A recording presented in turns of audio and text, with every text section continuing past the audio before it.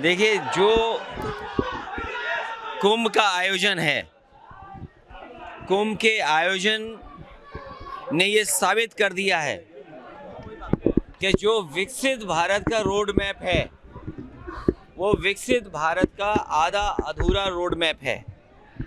अगर विकसित भारत का सपना बीजेपी के लोग देख रहे हैं तो जो लोग सड़कों पे चल रहे हैं, जो कुंभ में आए हैं, उनको इतनी तकलीफ परेशानी का सामना नहीं करना पड़ता। जो कुंभ में लोग आते हैं वो पुण्य के लिए आते हैं, पुण्य के लिए उनकी श्रद्धा है, बहुत सी अपनी मन्नतें मांग करके, और क्योंकि सदियों से ये चीज़ें चलती आई हैं। लेकिन इधर हम और आप लोग आपके माध्यम से और जिस तरीके से पैसा खर्च किया गया है उसके माध्यम से ये लगता है कि सम्राट हर्षवर्धन का कोई योगदान नहीं है कुंभ कराने में, या जो पौराणिक हमारे यहाँ महाकुंभ होता आया है, कुंभ होता आया है, उसमें भी बीजेपी के लोगों ने कराया होगा। तो इस तरह का प्रचार, इस तरह का लोगों को ये बताना कि हम इतनों की तैयारी कर रहे हैं। मुख्यमंत्री ने कहा कि हम 100 करोड़ लोगों की तैयारी कर रहे हैं।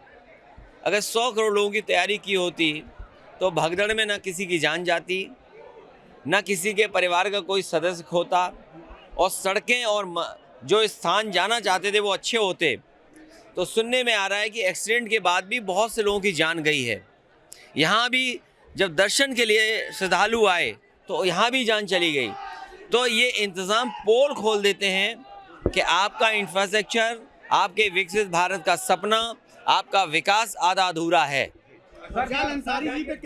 देखिए ना, मेरा साथी ये कहता है, हालांकि जो बात ये सांसद जी की पूछ रहे हैं, एक गाना मैंने भी डाला था जहां हमारे पार्टी के कार्यकर्ता कुछ लोग खाना खिला रहे हैं। एक गाना मैंने डाला था, बहुत फेमस अंग्रेजी गाना है वो। उस गाने के बोल ये हैं कि न ऊपर कोई स्वर्ग है, न नीचे कोई नर्क है। और हम और आप लोग अगर थोड़ी बहुत भी साइंस पढ़े होंगे, इस पृथ्वी के ऊपर नीचे भी आसमान है, ऊपर भी आसमान है। तो ये जो बातें हैं, कुछ चीज़ों को हमें स्वीकार करना पड़ता है। जब हमारे कुछ लोग बोलते हैं कि ये नर्क है तो हमने स्वीकार कर लिया ये नर्क है, उन्होंने कहा ये स्वर्ग है तो हमने स्वर्ग नर्क कर लिया। अब जब सरकार इस बात की गिनती नहीं कर पा रही है कितने लोगों की जान चली गई है, क्या सरकार ये गिनती कर पा रही है? ये लाभ नहीं, ये बीजेपी की कोशिश है कि कुंभ पौराणिक नहीं है, सदियों से नहीं हो रहा है। कुंभ पहली बार बीजेपी के लोग करा रहे हैं। बनारस में स्नेहा कुशवाहा के हत्या का मामला सर आया है, दुखद है घटना। मैंने भी अखबार में पढ़ा और सोशल मीडिया पे पढ़ा, लेकिन जो बड़े चैनल हैं पता नहीं उन पे क्या दबाव है कि वो न्याय के साथ नहीं खड़े होते हैं। इससे पहले भी बीएचयू में एक बेटी के साथ घटना हुई, जो न्याय के लिए सोचो उसको क्या तकलीफ व परेशानी का सामना करना पड़ा। अभी बिहार की जो बेटी पढ़ने आई थी उसके साथ जो घटना हुई है, कहीं ना कहीं परिवार संतुष्ट नहीं है जिस तरह पुलिस का व्यवहार है। और पुलिस को मनमानी नहीं करनी चाहिए। अगर मनमानी करती है पुलिस तो इसका मतलब कुछ छिपाती है। किसी परिवार की अगर बेटी चली गई है तो पिता और माँ कम से कम ये तो स्वीकार करेंगे कि हमारे बेटी की जान जाने का कारण क्या है। कम से कम हमें सच जान जाए तो वो परिवार संतुष्ट दिखाई देगा। वक्त संशोधन बिल आज जेपीसी ने रिपोर्ट पेश कर दी है वक्त संशोधन बिल की, क्या कहेंगे? ओवैसी से लेकर ये जो किससे असंतुष्ट है?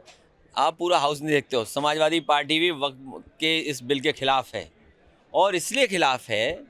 आप बताइए, बजट लाए आप, बनारस को क्या मिला? बजट आया पत्रकारों को, हमें क्या मिला? बजट आया स्टूडेंट्स को, क्या मिला? बजट आया हमारे यहाँ बहुत सारे किसान हैं या जो दूध पैदा करते हैं, वो किसान हैं जानवर रखने वाले, बताओ उनको क्या बजट में मिला? यहाँ व्यापारी जो साड़ी वाले हैं जिन पे जीएसटी परेशान कर रही है, और तमाम व्यापार जो जीएसटी की वजह से परेशान, क्या मिला उन्हें? तो जब उन्हें पता लग गया कि बजट से मायूस है जनता, तो उन्होंने वक्फ बिल ला करके जनता का ध्यान हटाने की कोशिश की है। आप लोग भी उनके जाल में मत फंसो। दिल्ली चुनाव से क्या सवाल है सर? कौन से प्रवक्ता पे केस हो गया? किन पे?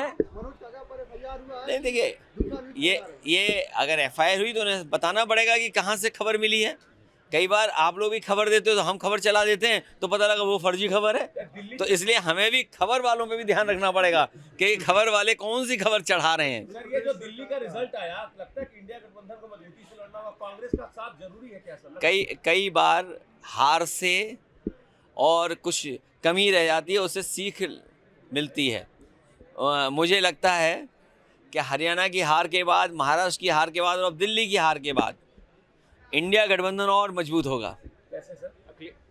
हम जो कमी रहेगी उसको दूर करेंगे। अखिलेश जी, आज पुलवामा का बलिदान दिवस भी कहा जा सकता है और पीएम विदेशी दौरे में तमाम रक्षा संबंधी डील भी होने की बात सामने आ रही है, कैसे देखते हैं? तुम्हें किस बात की चिंता है भाई? अमेरिका से अगर कुछ बड़ा आ जाए हमारी फौज के बाद तो अच्छी बात है, लेकिन पुलवामा का याद करना, उन शहीदों को, उनके प्रति संवेदना, उनको याद करना, उनके बलिदान को याद करना, पूरे देश को याद करना चाहिए। लेकिन ऐसी घटना न हो, और घटना के पीछे क्या साजिश हो, अगर देश की जनता जान जाएगी तो हमारा देश।